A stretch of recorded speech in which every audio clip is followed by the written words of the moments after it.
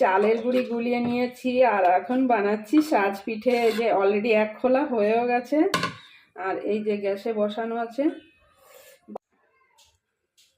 এই যে দেখো সাজের পিঠেগুলো কেমন হয়েছে দেখো তো।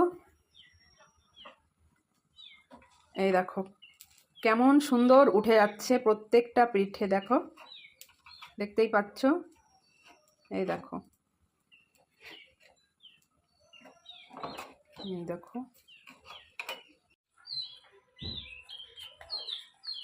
চলো এখন খেয়ে দেখি কেমন হয়েছে।